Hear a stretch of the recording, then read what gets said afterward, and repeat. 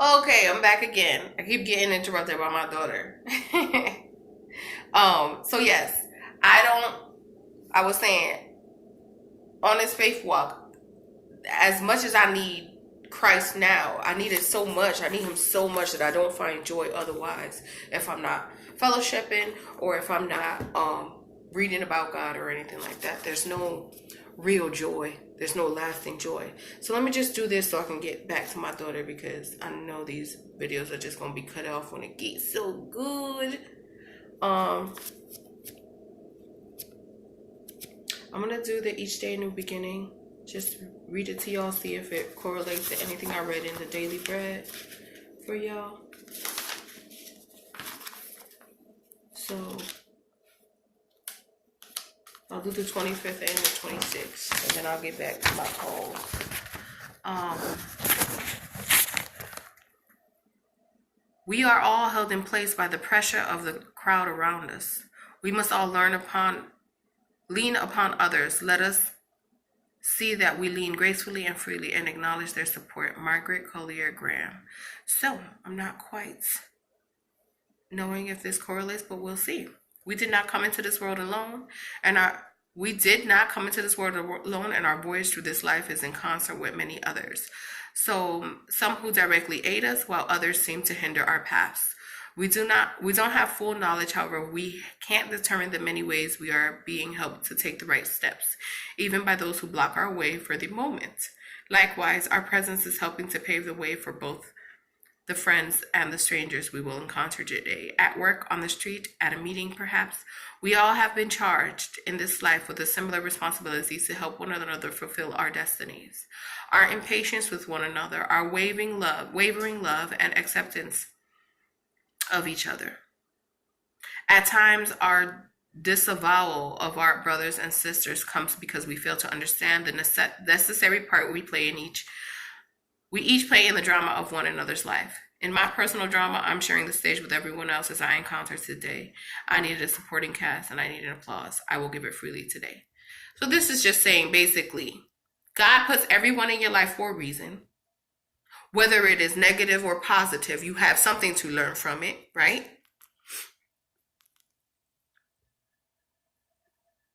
We can't determine the many ways we are being helped to take the right steps, even by those who block our way for the moment. So even those that have given us like a horrible experience, we were meant to learn from that. So all of us play a part. All the people in your life, different chapters, different seasons, different reasons. They all play a part for your whole. So God places them intricately at the right time when the teacher is ready. When the student is ready, the teacher appears. Whether the person is there to teach you a lesson from hurt or pain, we learn more. So forgive those people who have been placed there by God on that path, no matter what season of your life it was, because it's helped you grow and learn from that experience and to grow into the person that you are meant to be. Even the good people are placed when you're going through a lot of turmoil, because it's got to be a balance. You can't know joy without sadness. You can't know happiness without sadness. You can't, one without the other. It's got to be balanced. You have to have experience one to know what it's like, experience the other one to know what it's like, experience sadness to know what it's like to feel happy, to be able to enjoy happiness. But you're always happy. You're not ever going to know what sadness is. You won't ever be able to grow. Same thing like, antonyms. Can't have one without the other. There's got to be balance. And then yesterday's word was, change occurs when one becomes what she is not. Change occurs when one becomes what she is not what she tries to become what she is not. Not when she tries to become what she is not. Change occurs when when we become what we are not when we try to become what we are not. Ruth P. Friedman. Learning self-acceptance and then loving the selves we are present perhaps our two biggest hurdles in the attainment to emotional and spiritual health. Fortunately, so learning self-acceptance and loving ourselves. So you're not going to learn yourself. You're not going to know yourself if you don't work on your relationship with God. Because in order to understand yourself and your purpose here, you have to know the purpose that know that you are special to God. Know the reason why. Why he did all this for us. How he loves us, we need to love ourselves. Self-acceptance.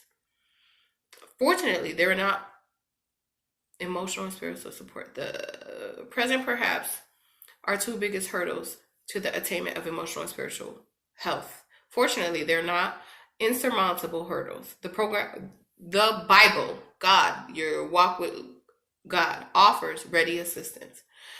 Humans everywhere are making great strides in self-love and self-acceptance. We're learning self-love and we are changing. Change is good, no matter how hard it is. The support we can give one another and the support we receive multiplies many times.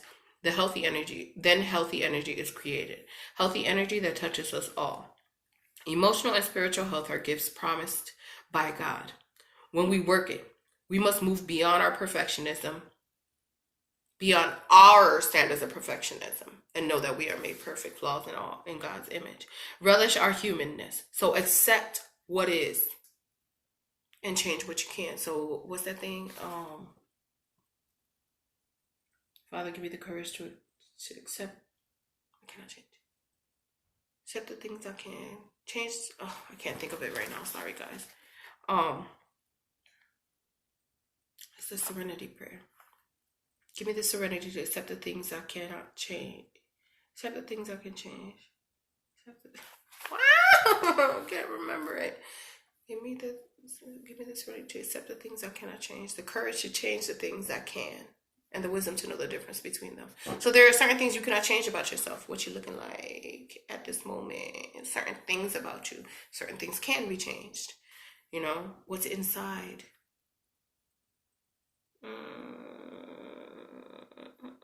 We must move beyond our perfectionism and relish our humanness. And God will show us the way. We must learn humility and develop faith. And the steps are the way. Learning to love all our parts, good and bad, flaws and all, the qualities we like, and the trials and traits that we discouragingly hang on to, offer a new freedom. A freedom that invites change, a freedom that safeguards the emotional and spiritual well-being that we strive for. Confidence will come with a healthy self-acceptance. So, for example, the eye thing with me. Can I change that? Can I change that? The way I have certain physical traits, I cannot change that about myself. Certain. There are things I can change with work. But accepting who I am, accepting that I'm not just what you see.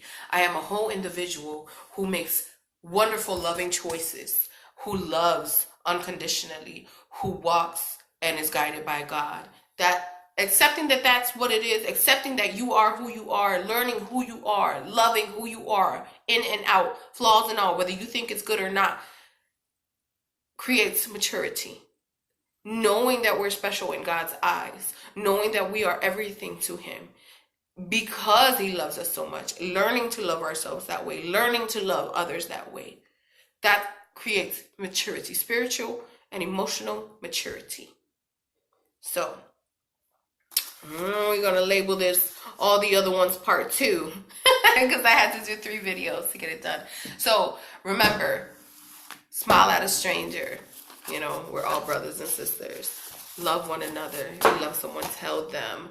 Make your life the way you want it to be. Learn to compromise certain things without settling for less. When we come together with other people, we have to learn to compromise in certain things, but not everything. We're not going to be settling, and it's okay to change. If you want something, make life what you want it. Life is too short to be sitting around not loving yourself and not having the confidence. We're going to label that. With self-awareness comes self-acceptance and confidence. Love one another, y'all. Bye.